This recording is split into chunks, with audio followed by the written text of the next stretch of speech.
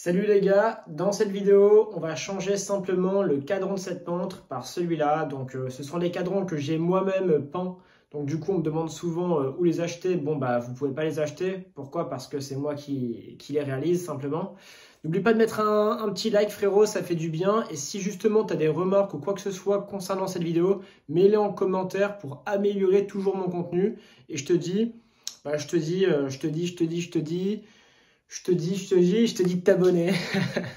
Alors, on arrête de rigoler, tout le setup est réuni. Je vais t'expliquer comme d'habitude le matériel que j'utilise, tout est vraiment carré.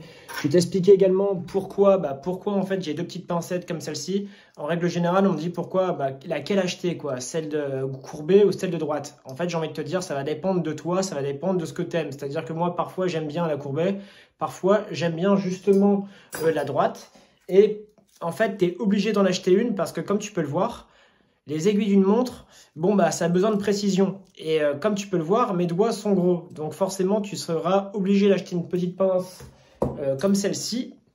Et ça coûte pas cher, ça coûte 1,30 €. Je t'ai mis un lien sur créeunemontre.com, le lien dans la description pour 1,30 €. Franchement les gars, achetez-en deux parce que je peux pas vous dire ce que vous préférez. Et il faut essayer quoi. On va s'installer. Dans un premier temps, on va simplement venir démonter le bracelet et le boîtier. Ensuite, on va retirer le boîtier et après, on va retirer les aiguilles, changer le cadran.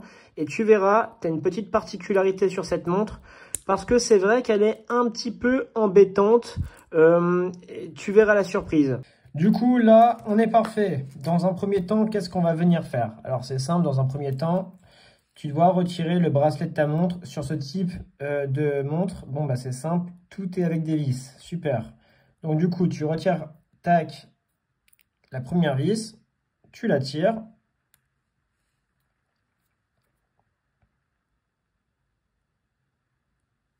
Voilà.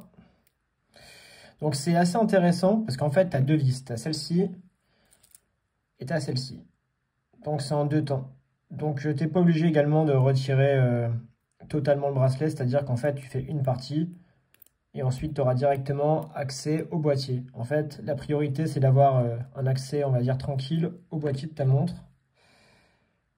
J'espère, ouais, là, tu vois bien, c'est parfait. N'oublie pas de mettre un like, frérot. Dis-toi que je te regarde. Donc, mets un like. C'est gratuit. Mais qu'est-ce qui se passe? Il y a toujours une vis fatigante. Et dis-toi que là, il est 4 h du matin. Donc, on peut dire qu'on fait des vidéos le soir. Je vais appeler ces vidéos les soirées tardives. Je vais finir par faire des lives montres le soir. Donc voilà, ça c'est fait. Alors fais attention, mets tes petites vis sur le côté pour ne pas les perdre. Alors évidemment, si tu les perds, bon bah évidemment tu peux en racheter. Tu vas sur créeunemontre.com, tu vas tout retrouver assez facilement. J'ai construit ce site franchement pour que tout le monde le comprenne. Et je me suis donné du mal. Donc ensuite, là sur ce boîtier de montre, tu as quoi? Tu as des vis. On va zoomer. Voilà. Donc, on va enlever une vis par une vis. Et après, on aura accès directement au mouvement. Alors, franchement, l'étape de remplacer un cadran de montre, c'est extrêmement simple et rapide. C'est-à-dire que la première fois, c'est vrai, ça peut paraître impressionnant. Et après, une fois que tu l'as fait, tu es rassuré. Tac. Ce boîtier de montre et ce bracelet de montre, honnêtement, il est magnifique. Celle-ci, ça a été ma deuxième montre que j'ai achetée dans tout ce qui est construction, quoi, construction de montre. Et la première, c'est celle-ci. Alors, vous allez voir que le montage est un petit peu plus compliqué. Parce qu'en fait, là, tu as un adaptateur en plastique tout autour du mouvement qui va forcément venir vous embêter au début. Et il faut comprendre comment ça fonctionne, il faut bien le mettre. Après, rien d'extrêmement aussi compliqué, quoi. C'est juste un peu plus compliqué que d'habitude. D'habitude, c'est vraiment que de l'assemblage. Là, c'est de l'assemblage, mais avec 2-3 prises de tête. Hop. Alors, je crois que c'est celle-ci, la capricieuse. Voilà. Alors, comme tu peux le voir, ouais, ça fait toujours plaisir. C'est marrant, les montres. Alors, attends, tac. On va commencer par retirer la couronne. Alors, quand tu tires, tu ne peux pas la retirer. Donc, tac, tu le mets en neutre. Je zoome. Ouais, là, je suis au max. Bah ça, c'est de votre faute, hein, les gars. Le jour où j'aurai plus d'abonnés, j'aurai peut-être une vraie caméra, hein. Là, je suis sur l'iPhone. Donc, mettez des likes, partagez. Et tu vois là, il y a un petit bouton. Juste ici. Tu vois ça? Il y a un petit bouton. Regarde. Je tire la couronne. Super. Bon. En fait, le petit bouton a disparu. Et voilà. Là, franchement, tu l'as vu. Cette partie-là. Tu vois cette partie-là? Regarde bien. Je tire la couronne. Il a disparu. Donc, je ne peux pas appuyer sur le petit bouton pour venir retirer la tige de couronne. Donc, qu'est-ce que je vais venir faire? J'appuie.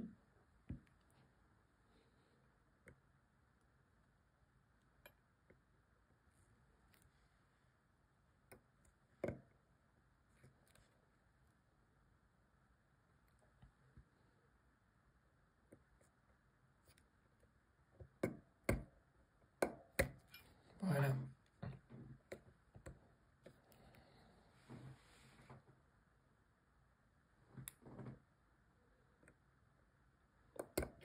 Voilà, c'est fait. Maintenant, on va venir retirer tout ça. Donc, je vais dézoomer. Comme ça, je vais pouvoir faire un petit peu plus le bourrin. Comme tu le sais, c'est comme ça que je procède. Oh, quoique, attends. Je vais mettre des embouts de doigts. Petite pause concernant les embouts de doigts. Quand tu vas acheter les embouts de doigts, en fait, tu vas recevoir ça, un gros sac plastique avec 200 embouts de doigts. Ça ressemble à ça. Donc, qu'est-ce que tu fais? Bon, bah voilà, tu tires, quoi. Je pense que tu as compris la logique. Alors, la logique, ça sert à quoi?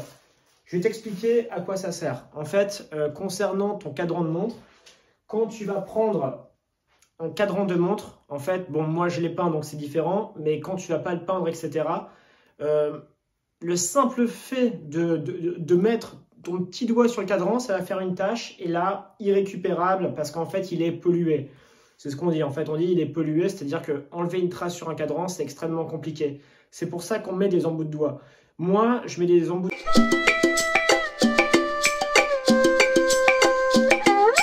de doigts surtout pour le mouvement. C'est-à-dire que quand tu enlèves la couronne, etc., tu vas récupérer le mouvement. Et c'est vrai que moi, aujourd'hui, je préfère mettre des embouts de doigts, etc., pour éviter que de la poussière, etc., s'incruste. Donc, tu peux le retrouver simplement sur mon site internet. Je t'ai mis un lien, ça coûte pas cher. Je crois que ça coûte 2,50 € pour 200, et 200, tu seras tranquille. On va mettre ça ici, donc support de mouvement pour poser ton mouvement. On fait ça. On va récupérer. Voilà, tu vois, bon, bah c'est simple, hein. J'ai simplement fait ça, je l'ai récupéré. Et comme tu peux le voir, c'est extrêmement particulier. Parce qu'en fait, tu vois, là, j'ai reçu quoi? J'ai reçu, en fait, le mouvement LH35, il est dans un support en métal. Donc en fait, tu dois mettre le mouvement LH35 dans ce petit cerclage métallique pour pouvoir ensuite l'adapter dedans. Donc tu vas le recevoir quand tu vas l'acheter, mais ça, il faut le savoir. Donc c'est un petit peu relou, pourquoi? Parce qu'en fait, si tu veux, le mouvement est là, et en fait, le cadran est au-dessus. Donc c'est vrai que pour une première montre, c'est un petit peu galère. Et d'ailleurs, je suis assez curieux de voir une chose. On va faire le test en direct. Alors, est-ce que ça va être beau? Bon, si c'est moche, c'est possible. Ah. Alors, maintenant, on va réfléchir ensemble. Est-ce que c'est beau? La vérité, ça a vachement du flow. Tu sais quoi, je vais faire un sondage sur Instagram et je vais voir, je vais voir un petit peu les votes. Dis-moi ce que t'en penses. Franchement, je trouve ça beau, je vais quand même le monter. Mais ouais, je trouve ça très stylé. Je vais faire un sondage, je suis curieux de connaître les votes. Hop, on reprend le montage de la montre. Alors, qu'est-ce qu'on va faire? On va simplement venir enlever les aiguilles de ça. Et puis c'est tout. Du coup, ce cadran a été validé sur Instagram. Donc Antoine Beauchamp 13, c'est un compte privé. Si tu veux m'ajouter, tu m'ajoutes et je t'ajouterai. Donc qu'est-ce qu'on va venir faire? D'abord, on va simplement venir remettre la tige de couronne.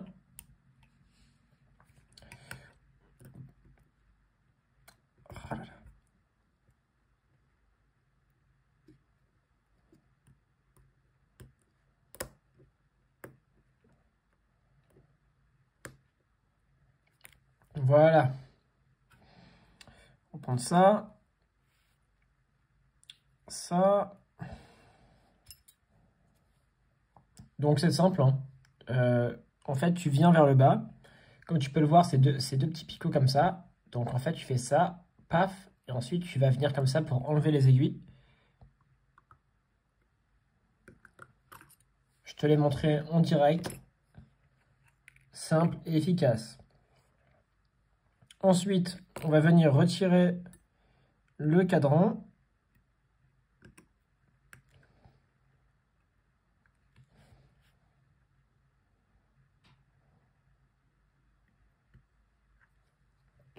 Voilà. Donc comme tu peux le voir, c'est en rose. Tu peux également l'avoir dans plein de couleurs. Donc tu vas sur créerenemontre.com et en fait, si tu veux, à la fin du configurateur, je te mets plein d'éléments de personnalisation. Donc par exemple, bah, ça, la masse oscillante, c'est un élément de personnalisation du mouvement. Et également, tu peux également changer bah, ce petit contour avec tous les chiffres. Donc ça va dépendre de ton projet de montre. Donc comme tu peux le voir, en fait, ce cerclage vient justement, bon, bah, on va dire, ouais, vient entourer le mouvement NH35. Et comment j'ai fait? Je l'ai enfoncé par le bas, donc je l'ai simplement enfoncé. Et ensuite, ce qui est assez chiant, c'est qu'il faut bien l'enfoncer pour pouvoir... en fait, tu vois, si tu veux, c'est vraiment extrêmement léger. La tige de couronne, il faut vraiment l'enfoncer pour pouvoir faire en sorte que la tige de couronne ne tape pas contre ça.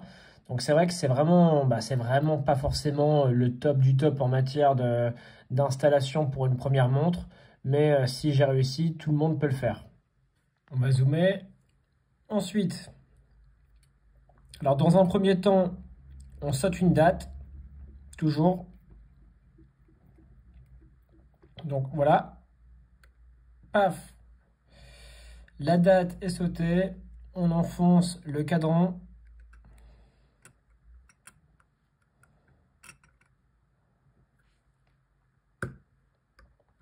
Parfait. Et ensuite, on va mettre les aiguilles. Je vais mettre la première et ensuite, je vais directement couper la vidéo. Comme ça, tu seras tranquille. Je vais t'épargner tous les détails. Ou bien, je vais peut-être la laisser, on va voir.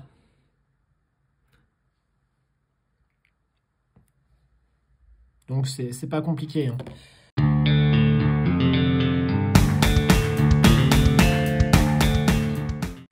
J'ai sauté une date. Je commence par l'aiguille des heures et je la mets à midi ou à minuit, c'est comme tu préfères.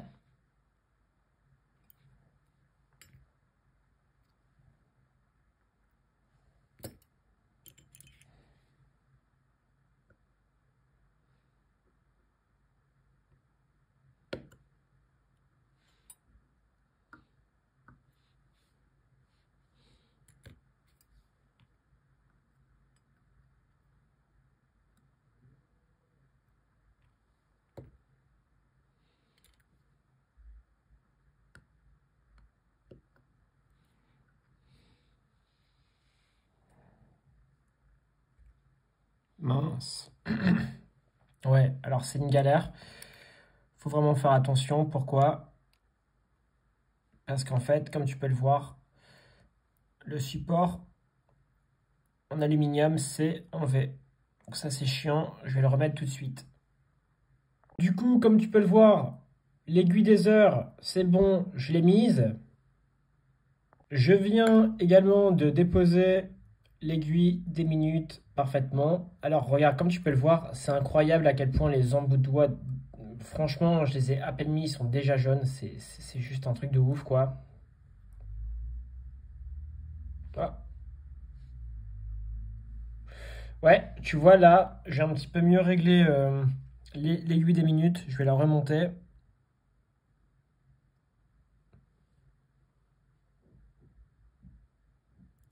Mince, je vais la remettre. Du coup, je l'ai remise et en fait, je vais te montrer. Attends, tac, voilà. Du coup, là, les aiguilles ne se touchent pas. Et ça, c'est vraiment important. Peut-être que tu vas peut-être mieux le voir avec un fond bleu. Ouais, je pense que tu vas le voir. Mais là, du coup, en fait, si tu veux, elles sont vraiment bien positionnées. L'aiguille des heures est vraiment en bas, ni trop montée comme ça, ni trop comme ça. Donc, du coup, elle ne se frotte vraiment pas. Et c'est important parce qu'ensuite, c'est beaucoup plus facile aussi, ouais, c'est plus facile de mettre la trotteuse. Bon, c'est bon. La trotteuse fonctionne parfaitement. Mets un petit like parce qu'il est 5 heures du matin, je suis crevette. Là, les gars, je suis crevette. Je peux t'assurer que j'ai passé une bonne journée. Mais bon, on va quand même terminer la montre. Allez hop, on continue. Alors, une chose qui est assez importante, tu vérifies à l'intérieur qu'il n'y ait pas d'impureté. C'est bon, c'est propre. Ensuite, ça, comme tu peux le voir, tu vois, c'est un petit peu gradué. Donc ça, c'est vraiment important de bien le centrer. Donc ça, tu le centres. Parce qu'en fait, tu as plusieurs dimensions, tu vois. À chaque heure, une heure, une heure, une heure. Bon, bah, le trait, il est un petit peu plus grand. Donc, c'est vrai que moi, à un moment, je l'avais mis un petit peu en décalé. Et c'est vrai que... Bon, en fait, moi, je m'en foutais, mais étant donné que tout le monde me disait, ouais, il y a un décalage, ça m'a saoulé, donc j'ai dû le remettre. Donc, du coup, je fais attention à ça. On va quand même revérifier. Parce qu'en fait, à chaque fois que je veux le mettre, comme tu peux le voir, bah, ça varie et ça bouge très facilement. Tu vois? Donc, il faut vraiment faire attention. Hop. Oh là là. Bon, on verra ça après. On va enlever la couronne. On la retire.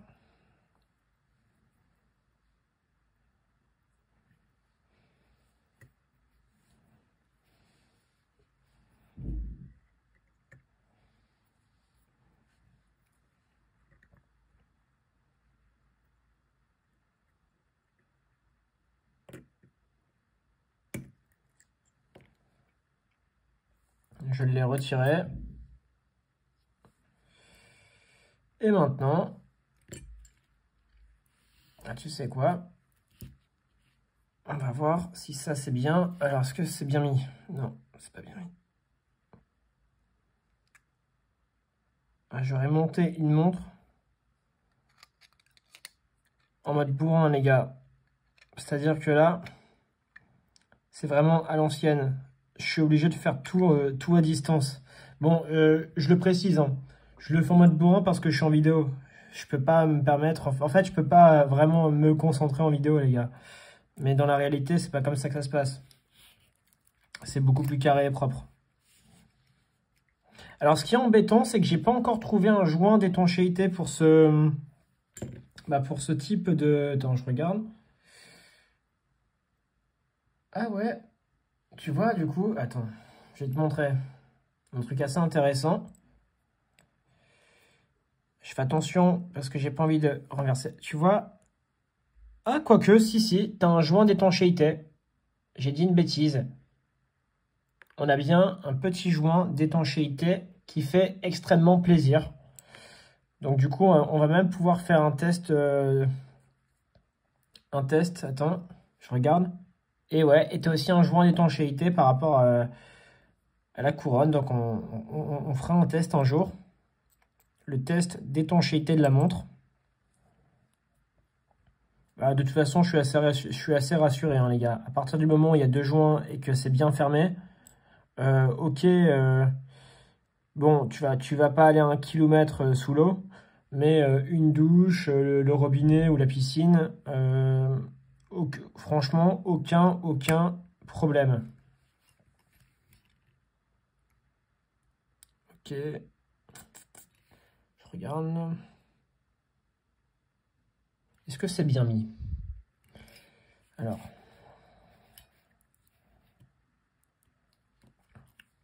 Parce que le problème, c'est que je vais devoir décaler ça. Là, je l'ai décalé. Mais est-ce que ça a décalé le reste? Je n'ai pas encore bien mis. Bon, tu sais quoi? Je vais mettre la couronne. Voilà.